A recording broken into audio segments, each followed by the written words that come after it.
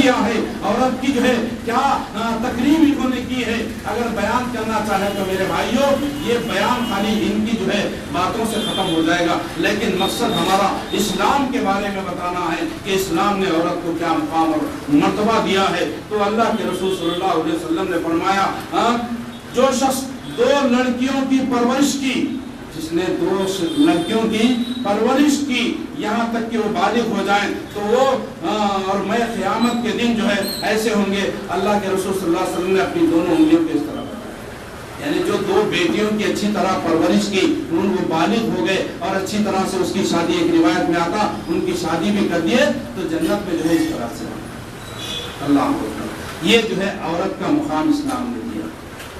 بیٹی کو نوست آج بھی جو ہے ہمارے بھائی کچھ مسلمان بھائی جو ہے اللہ ان کو ہدایت دے، بیٹی پیدا ہو گئی تو جو ہے خوشی کا اظہار نہیں کرتے، بولے کیا ہوا بھائی گھر میں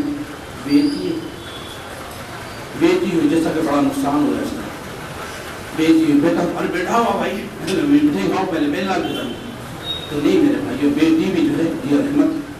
دیکھیے اللہ کے رسول صلی اللہ علیہ وسلم جنت میں جانا، نبی کی رفاقت جنت میں ملتی، یہ اس کا جو ہے ذریعہ ہے کہ آپ بیٹیوں کی پرورش کر کے ان کو اچھی تعلیم اور تربیت دے کر کے ان کو جو ہے بیاہ کر دیں گے، ان کی شادی کر دیں گے تو اللہ کے رسول صلی اللہ علیہ وسلم نے فرمایا کہ جو ہے آپ جنت میں میرے ساتھ ہوں گے۔ اسی طرح سے یہ بیٹیوں کو زندہ درگور کرنا اسلام آنے کے بعد اسلام نے اس کو حرام کر دیا، اسلام نے حرام کر دیا۔ اللہ تعالیٰ نے تم پر ماؤں کی نافرمانی کرنا اور بیٹیوں کو زندہ درگور کرنا حرام کر دیا ہے۔ اللہ کے رسول صلی اللہ علیہ وسلم نے فرمایا ماؤں کی نافرمانی بھی نہیں کریں گے اور بیٹیوں کو زندہ درگور بھی زندہ بھی نہیں گاڑیں گے تم لوگ، کہ اسلام آ کر کے جو ہے اس کو حرام کر دیا۔ اسی طرح سے بیٹیوں کی تعلیم و تربیت کی فضیلت بیان کرتے ہوئے اللہ کے رسول صلی اللہ علیہ وسلم نے فرمایا جس شخص کو ان کی بیٹیوں کی وجہ سے جو ہے آزمائش میں ڈالا جاتا ہے تو پھر وہ ان سے اچھائی کرتا ہے تو یہ اس کو جہنم سے آڑ بن جائیں گے۔ کسی وجہ سے جو ہے بیٹیاں دے کر کے اللہ تبارک و تعالیٰ تمہیں آزمائش میں ڈالتا ہے تو تم صبر کر لیں گے اور جو ہے ان کے ساتھ اچھا سلوک کریں گے، بیٹیوں کے ساتھ اچھا جو ہے ان کو تعلیم و تربیت کریں گے ان کی، تو جو ہے جہنم سے وہ تمہارے لیے آڑ بن جائیں گی تمہاری بیٹیاں۔ یہ عورت کا مقام، اسلام نے عورت کو یہ مقام دیا۔ اسی طرح سے اللہ کے رسول صلی اللہ علیہ وسلم سے جب ایک شخص نے سوال کیا کہ میرے اے اللہ کے رسول صلی اللہ علیہ وسلم لوگوں میں جو ہے میرے حسن سلوک کا سب سے زیادہ حقدار کون ہے، لوگوں میں حسن سلوک کس کے ساتھ زیادہ کروں، کون زیادہ حقدار ہے، تو اللہ کے رسول صلی اللہ علیہ وسلم نے فرمایا امکا یعنی تیری ماں۔ اس صحابی نے عرض کیا اے اللہ کے رسول صلی اللہ علیہ وسلم پھر کون، تو اللہ کے رسول صلی اللہ علیہ وسلم نے کہا کہ تیری ماں۔ اللہ صحابی نے عرض کیا اے اللہ کے رسول صلی اللہ علیہ وسلم پھر کون، تو کہا کہ تیری ماں۔ چوتھی مرتبہ جب پوچھا گیا کہ پھر کون، تو اللہ کے رسول صلی اللہ علیہ وسلم نے فرمایا تیرا باپ۔ یعنی یہاں پر بھی دیکھیے میرے بھائیوں اسلام عورت کے مقام کو یہاں پر اونچا کر دیا، اونچا کر دیا، مرد کے مقام سے عورت کے مقام کو بڑھا دیا گیا۔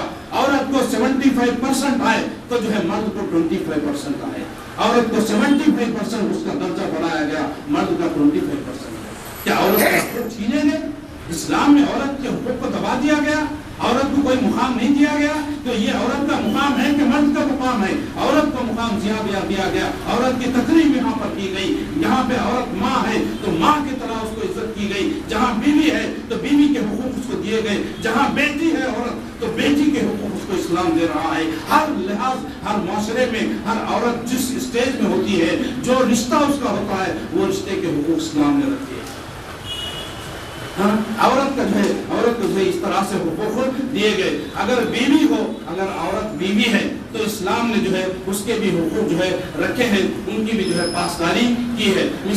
مثلا جیسا کہ نکاح کے لیے عورت سے اجازت طلب کرنے کا حکم ہے۔ آپ دوسرے مذہبوں میں جاؤ اس کے جو ہے اجازت کی ضرورت نہیں ہے، بس باپ جو ہے رشتہ دیتا ہے اور اس کا رشتہ کر دیتا ہے۔ لیکن اسلام میں اللہ کے رسول صلی اللہ علیہ وسلم نے فرمایا جب تم شادی کرنا ہے تو جو ہے اس کی اجازت طلب کرو، اجازت طلب کی جاتی ہے۔ کسی بیوہ کا نکاح اس وقت تک نہ کیا جائے جب تک اس سے مشورہ نہ کر لیا جائے، اور کسی کنواری لڑکی کا نکاح اس وقت تک نہ کیا جائے جب تک اس سے اجازت نہ لے لے۔ بیوہ کی شادی کرنا ہے تو بھی مشورہ لینا چاہیے کہ بیٹا دیکھو تم بیوہ ہو، ہم تمہاری شادی तुम्हारा क्या मशवरा है, पहले उससे जो है मशवरा लो। लड़की कुंवारी है तो कुंवारी से भी इजाजत लेने का इस्लाम ने हुक्म दिया, उसकी इजाजत के बगैर आप शादी नहीं कर सकते। सहाबा ने पूछा अल्लाह के रसूल सल्लल्लाहु अलैहि वसल्लम कुंवारी की इजाजत कैसे समझी जाए, तो अल्लाह के रसूल सल्लल्लाहु अलैहि वसल्लम ने फरमाया उसकी खामोशी उसकी इजाजत है। जब उससे पूछो तुम कि हम फलां मर्द से तुम्हारा निकाह करना चाहते हैं, अगर वो खामोशी इख्तियार कर ली तो समझो उसने इजाजत दे दी है। जरूरी नहीं कि जबान से बोल दे कि हाँ मेरी शादी उससे कर दो, बोलने की जरूरत नहीं। और हमारी लड़कियां अल्हम्दुलिल्लाह ऐसा नहीं बोलती, जब वो खामोशी इख्तियार कर ली तो समझो वो उसकी इजाजत है। इसी तरह से उसे उसका महर अदा करने का हुक्म इस्लाम देता है। अल्लाह तबारक व तआला फरमाते हैं वातुन निसा सदक़ातिहिन्ना निहला, अल्लाह तबारक व तआला फरमाता है औरतों को उनके महर जो है राजी खुशी दे दिया करो। उनका महर, ये महर औरत का हक है, हाँ कटनम नहीं। हाँ तुम मर्द जो है औरत को देना चाहिए, यहाँ जो है औरतों से पैसे लेते हो, औरतों से पैसे लेना ये हराम है, इस्लाम इसकी इजाजत नहीं देता। कि मर्द जो है तुम्हारा खर्चा वगैरह सारी जिम्मेदारी मर्द को अल्लाह तबारक व तआला बनाया है, औरत को जो है माल खर्च करने का जिम्मेदार नहीं बना। सूरह निसा के अंदर इसका जिक्र आया।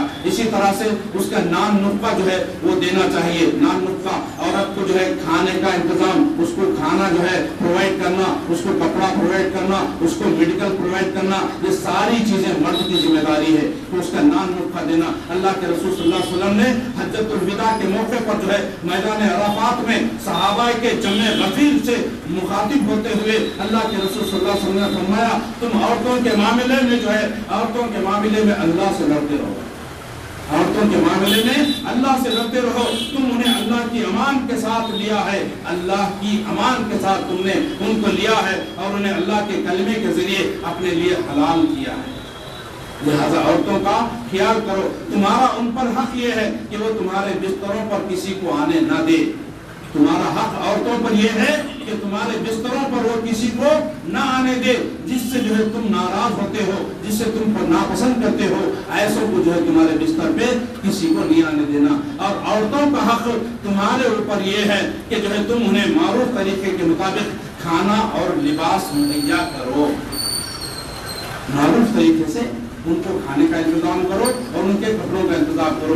इसी तरह से उसके साथ मारूफ तरीके के मुताबिक जो है बोदोबाश रखना चाहिए। अल्लाह तबारक व तआला फरमाते हैं वबाशिरुहुन्ना बिल मारूफ फ़इन करहतुमुहुन्ना फ़असा अन तकरहू शैअन व यजअलुल्लाहु फ़ीहि खैरन कसीरा।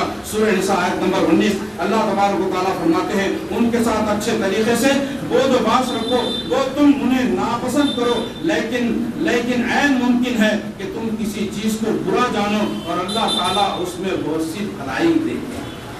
यानी औरत की हर अमल को जो है बुरा मत समझो, उसको बुरा मत समझो। एक अगर उसके अंदर बुराई है तो दूसरी उसकी अच्छाई भी है, उसकी अच्छाई को भी देखो। और जो है तुम जिसको बुरा समझते हो सकता अल्लाह तबारक व तआला उसको अच्छाई की नजर से देख रहा हो। तो लिहाजा उनके साथ जो है अच्छे तरीके से जो है मालूमात करना। देखिए औरत को जो है जहाँ माँ का मामला आया तो अल्लाह तबारक व तआला अल्लाह के रसूल सल्लल्लाहु अलैहि वसल्लम ने औरत को बाप से ज्यादा जो है उसको हक दिया गया।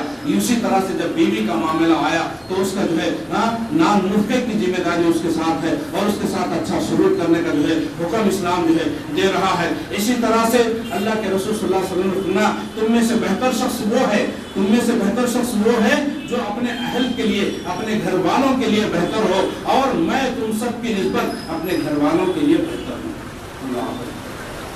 तुम में बेहतर आदमी कौन है?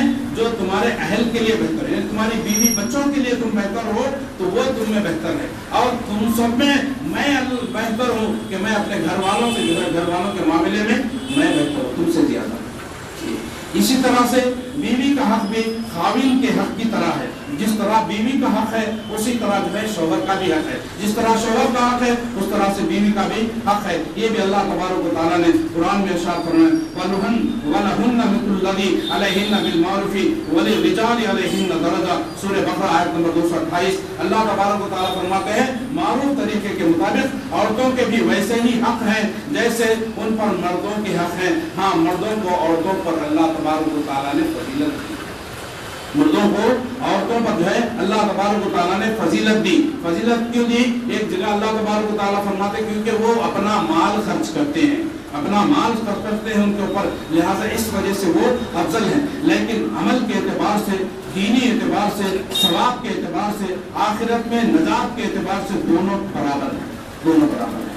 تو جہاں مال مرد خرچ کرتا ہے، اسی لیے اللہ تبارک و تعالیٰ نے مردوں کو جو ہے فضیلت عطا کی ہے. اگر ایک سے زیادہ بیویاں ہیں، اگر کسی سے دیکھیے اسلام عورتوں کو کیا مقام دے رہا، عورتوں کی کیسی عزت اور ان کی جو ہے کیسی تقریم کر رہا. ایک سے زیادہ اگر کسی کی بیویاں ہیں تو ان میں بھی جو ہے انصاف کرنے کا حکم دیتا ہے. اگر انصاف نہیں کر سکتے تو تمہارے لیے ایک ہی کافی.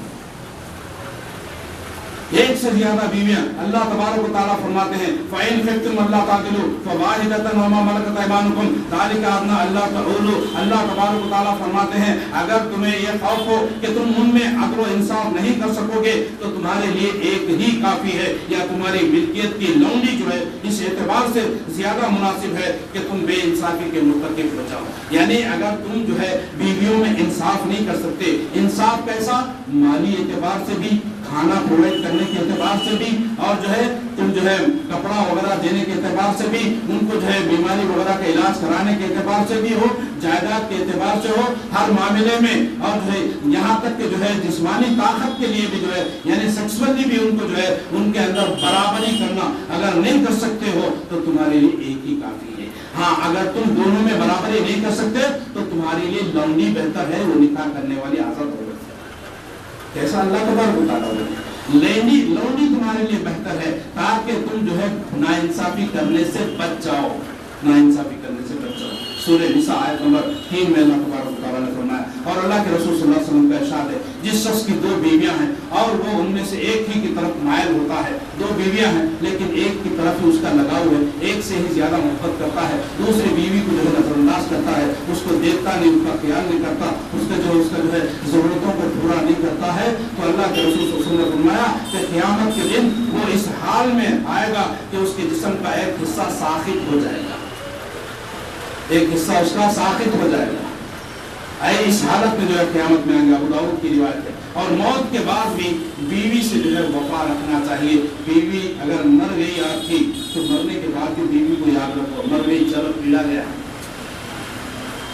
نہیں، اس کے ساتھ وفا کرو. اللہ کے رسول صلی اللہ علیہ وسلم حضرت خدیجہ رضی اللہ تعالی عنہا کی وفات کے بعد بھی اللہ کے رسول صلی اللہ علیہ وسلم ان کے ساتھ وفا کرتے تھے، ان کی سہیلیوں کا خیال کرتے تھے. حضرت خدیجہ کا خیال، سہیلیوں کا خیال کیا کرتے تھے. ماں عائشہ صدیقہ رضی اللہ تعالی عنہا فرماتی ہیں کہ مجھے جو ہے کسی عورت پر جو ہے اتنی غیرت نہیں آئی جتنی خدیجہ کے اوپر آئی، حالانکہ میں نے ان کو نہیں دیکھا تھا، لیکن جب بھی اللہ کے رسول صلی اللہ علیہ وسلم کھانے کے لیے بیٹھتے، کچھ ذکر آتا تو جو ہے حضرت خدیجہ کا ذکر کرتے، اور ہمارے ہاں گوشت پکتا، گوشت کا سالن بنتا تو وہ جو ہے خدیجہ کی سہیلیوں کو بھیجتے. یہاں میں نے یہاں تک کہہ دیا کہ اللہ کے رسول صلی اللہ علیہ وسلم شاید دنیا میں کوئی عورت ہے ہی نہیں، خدیجہ ہی ایک عورت ہے، اس کا جو ہے تم اتنا ذکر کرتے ہو، اتنا جو ہے اس کے بارے میں کہتے ہو. تو اللہ کے رسول صلی اللہ علیہ وسلم نے کہا عائشہ میری تمام اولاد بھی تو اسی سے، میری تمام اولاد بھی تو اسی سے ہے. تو اس طرح سے وہ نبی کریم صلی اللہ علیہ وسلم جو ہے حضرت خدیجہ کی وفات کے بعد بھی جو ہے ان کا جو ہے خیال کرتے تھے. اسی طرح سے زمانے جاہلیت کی عورت وراثت سے محروم تھی. اللہ تبارک و تعالیٰ نے اس آیت میں آیت نازل فرمائی وَلِلرِّجَالِ نَصِيبٌ مِّمَّا تَرَكَ الْوَالِدَانِ وَالْأَقْرَبُونَ وَالنِّسَاءِ نَصِيبٌ مِّمَّا تَرَكَ الْوَالِدَانِ وَالْأَقْرَبُونَ مِمَّا قَلَّ مِنْهُ أَوْ كَثُرَ نَصِيبًا مَّفْرُوضًا. سورہ نساء آیت نمبر 7 اللہ تبارک و تعالیٰ فرماتے ہیں والدین اور قریبی رشتہ دار جو مال چھوڑ کر جائیں اس میں جو ہے بیٹوں کا حصہ ہے، اس میں مردوں کا حصہ ہے. اسی طرح سے جو تمہارے رشتہ دار اور تمہارے ماں باپ جو مال اور جائیداد چھوڑ کر جائیں اس میں عورتوں کا بھی حصہ ہے.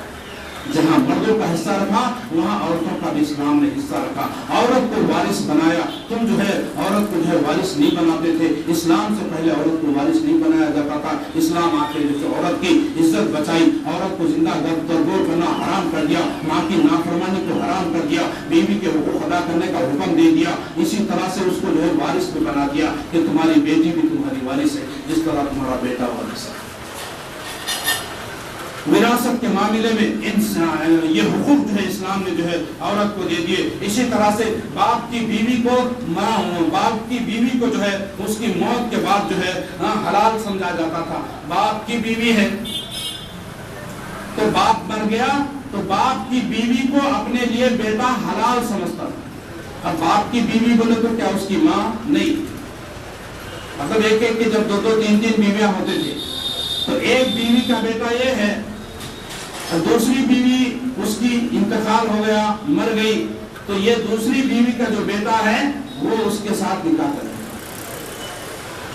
وہ اپنے لیے حلال سمجھتا تھا لیکن اسلام نے جو ہے اس کو حرام قرار دے دیا. اللہ تبارک و تعالیٰ فرماتے ہیں وَلَا تَنْكِحُوا مَا نَكَحَ آبَاؤُكُم مِّنَ النِّسَاءِ إِلَّا مَا قَدْ سَلَفَ إِنَّهُ كَانَ فَاحِشَةً وَمَقْتًا وَسَاءَ سَبِيلًا. سورہ نساء آیت نمبر 22 میں اللہ تبارک و تعالیٰ فرماتے ہیں ان عورتوں سے نکاح مت کرو جن سے تمہارے باپوں نے نکاح کیا. اللہ ایسا دین ہے. عورت کو کیا مقام دیا، عورت کی کیا عزت، ہر مقام پہ ہر جگہ پہ عورت کا خیال رکھا گیا اسلام کے اندر. اور تم پروپیگنڈا کرتے ہو کہ اسلام نے جو ہے کوئی مقام نہیں دیا، اسلام نے جو عورتوں کے حقوق دبا دیے، اسلام کو چار دیواری کے اندر بند کر دیا. تو یہ بھی جو ہے اسلام نے جو ہے حرام قرار دے دیا. اسی طرح سے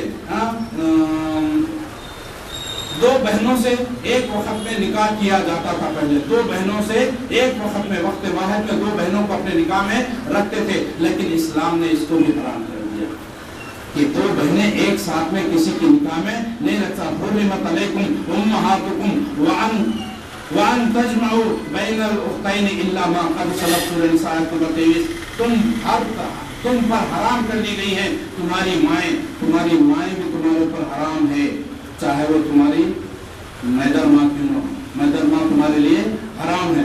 اور دو بہنوں کو جو ہے ایک شخص کے نکاح میں جمع کرنا بھی حرام ہے، الا یہ کہ جو عہد جاہلیت میں گزر چکا، جو پہلے گزر چکا، اللہ اس کو معاف کر دیں گے، لیکن اب سے نہیں. حکم آ گیا تو بند کر دیا جائے یہ چیز، دو بہنوں کو ایک ساتھ کریں، تو یہ اسلام نے اس کو بھی حرام کر دیا. اسی طرح سے ایام حیض میں عورت کو الگ تھلگ کر دیا جاتا تھا، خصوصاً یہودیوں کے ہاں.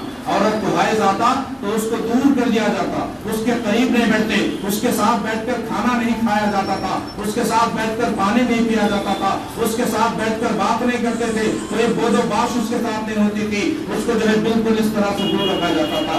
ایک تہذیب یہ بھی تھی کہ عورت جو ہے جب مر جاتی، عورت کا شوہر مر جاتا تو اس کو جو ہے کمرے کے اندر بند کر دیا جاتا، اس کو کمرے کے اندر بند کر دیا جاتا. کئی سال تک گزر جاتے جب تک وہ مرتی نہیں، اس کو پانی نہانے کے لیے بھی پانی نہیں دیا جاتا، اس کو کمرے کے اندر ہی اس کے اندر بدبو پیدا ہو جاتی، بدبو کی وجہ سے وہ مر جاتی، لیکن اس کو بخشا نہیں جاتا. ایسا بھی دور تھا، عورت کے ساتھ ایسا بھی سلوک کیا گیا، ایسا بھی سلوک جو ہے کیا گیا. تو حیض کی حالت میں جو ہے اس کو الگ رکھا جاتا، لیکن اسلام نے جو ہے اس کو منع کر دیا کہ ایسی بات نہیں ہے. یہاں پر حضرت میمونہ رضی اللہ تعالیٰ عنہ بیان کرتی ہے کہ اللہ کے رسول صلی اللہ علیہ وسلم کی ازواج مطہرات جو ہے جب حیض کی حالت میں ہوتی تو اللہ کے رسول صلی اللہ علیہ وسلم تہبند سے اوپر ان سے مقاربت کرتے. تہبند کے اوپر سے یعنی جو تہبند جو نیچے جو کپڑا باندھتے تھے، جو لنگی یا جو ہے تہبند جس کو کہا جاتا، اس کے اوپر سے وہ پہن کر کے ہی مقاربت کرتے.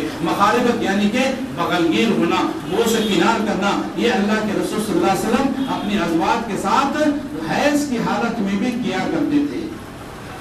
اور عائشہ صدیقہ رضی اللہ تعالیٰ عنہ فرماتی ہے کہ اللہ کے رسول صلی اللہ علیہ وسلم اور میں کھانے کے لیے بیٹھتی، جب میں پانی کسی برتن سے پانی پیتی تو جہاں سے میں نے منہ لگا کر کے پانی پیا اور اللہ کے رسول صلی اللہ علیہ وسلم کو دیتی تو اللہ کے رسول صلی اللہ علیہ وسلم بھی اسی جگہ سے منہ لگا کر کے پانی پیتے. اور جب گوشت کھاتی، میں ہڈی سے گوشت توڑتی تو اسی جگہ اسی ہڈی کو پھر اللہ کے نبی کو دیتی، اللہ کے نبی صلی اللہ علیہ وسلم اسی مقام سے ہڈی سے گوشت توڑتے جہاں سے میں نے توڑا تھا، حالانکہ میں حیض کے حالت میں.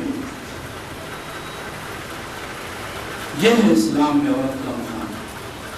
تم حیض آتے ہی اس کو ناکارہ اور بیکار اور گندی ناپاک اس کو جو ہے تم سمجھتے تھے، لیکن ایسی بات اسلام نے جو ہے اس کو نہیں کیا. اسی طرح سے حضرت انس رضی اللہ تعالیٰ عنہ کا بیان ہے کہ یہودیوں میں جب کوئی عورت مخصوص ایام میں ہوتی تو وہ اپنے گھر میں نہ اس کے ساتھ کھانے پینے اور نہ ہی اس سے مجامعت کرتے، نہ اس کے ساتھ کھاتے پیتے، نہ اس کے ساتھ صحبت کرتے، نہ اس کے ساتھ مجامعت کرتے۔ صحابہ کرام نے اس بارے میں اللہ کے رسول صلی اللہ علیہ وسلم سے کہا، جس پر اللہ تبارک و تعالیٰ نے یہ آیت اتار دی، وَيَسْأَلُونَكَ عَنِ الْمَحِيضِ قُلْ هُوَ أَذًى فَاعْتَزِلُوا النِّسَاءَ فِي الْمَحِيضِ وَلَا تَقْرَبُوهُنَّ حَتَّى يَطْهُرْنَ۔ سورہ بقرہ آیت نمبر 222۔ اللہ تبارک و تعالیٰ فرماتے ہیں وہ آپ سے حیض کے متعلق سوال کرتے ہیں، آپ ان سے کہہ دیجئے کہ وہ گندگی ہے، لہٰذا حالت حیض میں عورتوں سے الگ رہو، ان کے قریب نہ جاؤ، ان کے قریب نہ جاؤ، ان سے الگ رہو یہاں تک کہ وہ پاک نہ ہو جائے۔ اللہ کے رسول صلی اللہ علیہ وسلم اس آیت کا خلاصہ کرتے ہوئے فرمائے کہ اللہ کے رسول صلی اللہ علیہ وسلم نے فرمایا تم سب کچھ کر سکتے ہو سوائے ہم بستری کے، سب کچھ کر سکتے ہو سوائے ہم بستری۔ مسلم کی روایت، یعنی اللہ تبارک و تعالیٰ حیض کو گندگی قرار دیے، ان سے دور رہو جب تک کہ وہ حیض کی حالت میں رہے، لیکن آیت کا خلاصہ جب آیا تو اللہ کے رسول صلی اللہ علیہ وسلم نے کی تفسیر کی تو کہا کہ تم سب کچھ کر سکتے ہو سوائے ہم جس طریقے۔ اسی طرح سے عبادات کے معاملے میں، اجر و ثواب کے معاملے میں عورت اور مرد دونوں یکساں ہیں۔ اللہ تبارک و تعالیٰ فرماتا ہے فَاسْتَجَابَ لَهُمْ رَبُّهُمْ أَنِّي لَا أُضِيعُ عَمَلَ عَامِلٍ مِّنكُم مِّن ذَكَرٍ أَوْ أُنثَىٰ بَعْضُكُم مِّن بَعْضٍ۔ اللہ تبارک و تعالیٰ فرماتے ہیں بعض ان کے رب نے پس ان کے رب نے ان کی دعا قبول فرمائی کہ تم میں سے کوئی عمل کرنے والے کہ عمل کو خواہ وہ مرد ہو یا عورت میں ضائع نہیں کرتا، تم سب آپس میں برابر ہو، سب آپس میں برابر ہو۔ یہاں پر اللہ تبارک و تعالیٰ برابری کی بات کر رہے ہیں، جو بھی اچھا عمل کرے ان کے عمل کو میں ضائع اور برباد نہیں کرتا ہوں، اس کا بدلہ ضرور دوں گا انشاءاللہ، چاہے وہ مرد ہو یا عورت ہو، دونوں تم برابر ہو۔ سورہ آل عمران آیت نمبر 195۔ اسی طرح سے اللہ تبارک و تعالیٰ فرماتا ہے من عمل صالحا من ذکر او انثى وهو مؤمن فلنحيينه حیاة طیبة ولنجزینهم اجرهم بأحسن ما كانوا يعملون۔ جو کوئی مرد ہو یا عورت نیک کام کرے گا بشرطے کہ با ایمان ہو، ایمان کی حالت میں ہے اور نیک کام کرے گا، چاہے مرد ہو یا عورت، ہم اسے یقینی طور پر پاکیزہ اور عمدہ زندگی عطا کریں گے، انہیں ان کے اعمال سے زیادہ اچھا بدلہ دیں گے۔ مرد ہو یا عورت یہ دونوں بھی برابر۔ سورہ نمل آیت نمبر 97۔ اسی طرح سے عورت کی فطری کمزوریوں کو بھی اللہ تبارک و تعالیٰ نے رخصتیں دی، جو فطری کمزوریاں عورت کے اندر ہیں اس میں بھی اللہ تبارک و تعالیٰ نے اسلام نے رخصتیں دی، جیسا کہ حیض و نفاس کے دنوں میں، حیض و نفاس کے ایام میں اللہ تبارک و تعالیٰ نے عورت کو نماز معاف کر دیے اور اس کو روزہ بھی معاف ہے، نہ وہ روزہ رکھ سکتی ہے نہ نماز پڑھ سکتی ہے، کیونکہ وہ فطری کمزوری میں مبتلا ہے، تو اس کے لیے اللہ تبارک و تعالیٰ نے یہ سہولت دے دی۔ مرد کو نماز کبھی بھی معاف نہیں ہے، مرد چاہے کسی بھی میدان میں ہو، چاہے مکان میں ہو، چاہے بازار میں ہو، چاہے مسجد میں ہو، چاہے جنگل میں ہو، چاہے بیابان میں ہو، چاہے جنگ کے میدان میں کیوں نہ ہو، مرد کو اللہ تبارک و تعالیٰ نے نماز معاف نہیں کیا ہے، لیکن عورت کو ہر مہینہ 3-4 دن 5-6 دن 7 دن 10 دن جتنے دن اس کو حیض آتا ہے اتنے دن اس کے لیے نماز معاف ہے۔ کہ یہ عورت کی عزت نہیں ہے، یہاں پر عورت کی تقریم نہیں کی گئی، عورت کو حق نہیں دیا گیا، نماز معاف ہے، وہ نماز کی قضا نہیں کرے گی لیکن روزے کی قضا کرے گی، روزہ بھی نہیں کرے گی۔ اسی طرح سے حمل اور رضاعت کے دنوں میں عورت کو روزے کی قضا کرنے کی رخصت دی گئی، لیکن نماز کی قضا اس کو ضرورت نہیں ہے۔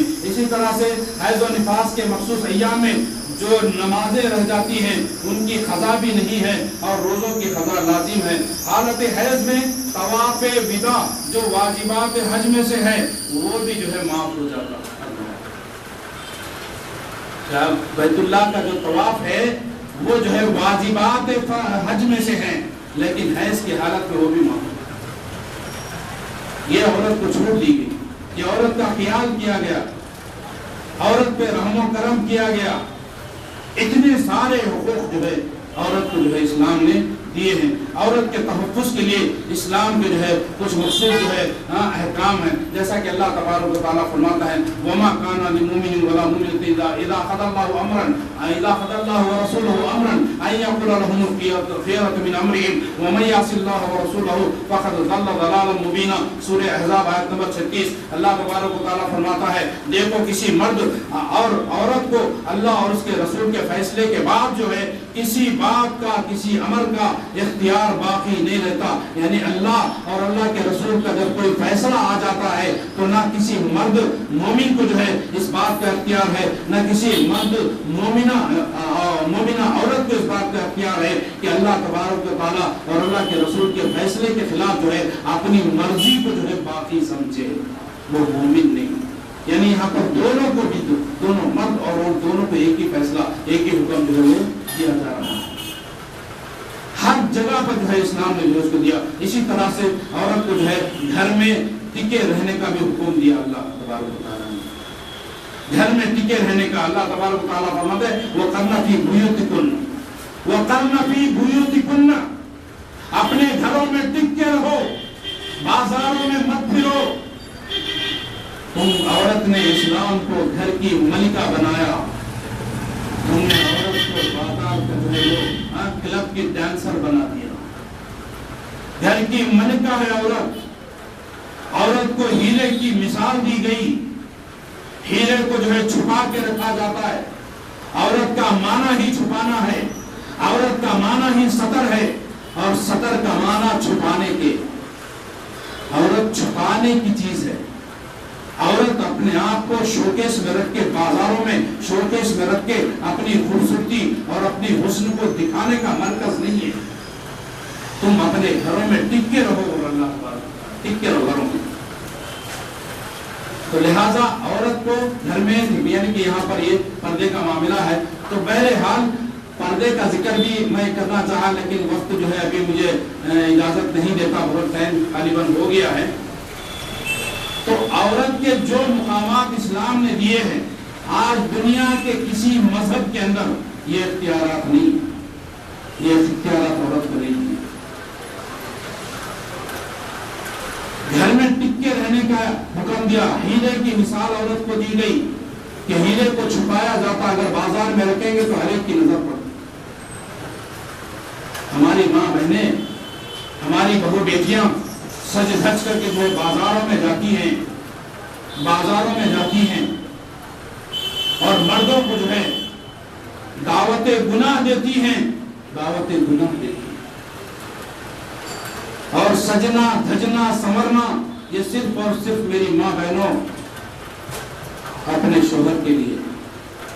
عورت سنورے گی، سنگھار کرے گی تو اپنے شوہر کے لیے، شوہر کے لیے سنورنا چاہیے، لیکن غیروں میں جا رہے، بازار میں جا رہے، اب سج دھج کر مر جائیے، اپنے چہرے کو چھپائیے، اپنے جسم کو چھپائیے۔ یہ پردے کے بیان میں انشاءاللہ ساری باتیں آئیں گی، تو بہرحال یہ میرا ابھی موضوع نہیں ہے، لیکن میرے بھائیوں گھر میں ٹک کے رہنے کا مطلب کیا ہے؟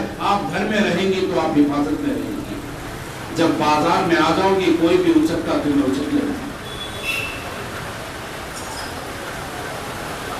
آج ہمارے اچھا خاصا دین کا علم رکھنے والے چہرے پہ ماشاءاللہ داڑھی بھی رکھتے ہیں اور اپنے گاڑی پہ اپنی بیٹی کو بٹھاتے ہیں، بیٹی کو میک اپ کرا کر کے، پاؤڈر اسنور لگا کر کے اس کو کالج کو چھوڑنے کے لیے باپ جو ہے لے کر کے جا رہا ہے گاڑی پہ، کوئی اپنی بیوی کو بغیر پردہ لے کر کے جا رہا ہے۔ دیکھو جی میری بیوی کتنی خوبصورت ہے، دیکھو میری بیٹی کتنی خوبصورت ہے، نعوذ باللہ۔ یہ تم دعوت دے رہے، تم نہیں سمجھ رہے کیوں اپنی بیٹیوں کو جو ہے ان کا حسن لوگوں میں جو ہے عام سرے عام جو ہے تم جو ہے لوگوں کو دکھا رہے ہو، کیوں اپنی بیٹی کو آئیے please this is my wife, کیا ضرورت ہے تم، یہ میری بیوی ہے، دیکھ کیسی، اور وہ بھی پوچھتا ہوں اللہ معاف۔ تو نہیں میرے بھائیو، عورت چھپانے کی چیز ہے، اس کو چھپائیے۔ عورت کو عزت دیا گیا، ہیرا ہے، ہیرے سے اس کو جو ہے تشبیہ دی گئی، تو جو ہے اتنی قیمتی چیز ہے کہ اللہ کے رسول صلی اللہ علیہ وسلم نے فرمایا کہ عورت یہ آخری میں یہ بات نبی کی حدیث سنا کے اپنی بات کو انشاءاللہ میں ختم کروں گا۔ اللہ کے رسول صلی اللہ علیہ وسلم نے فرمایا الدنیا کلھا متاع، الدنیا کلھا متاع وخیر المتاع الدنیا المرأة الصالحہ، دنیا پوری کی پوری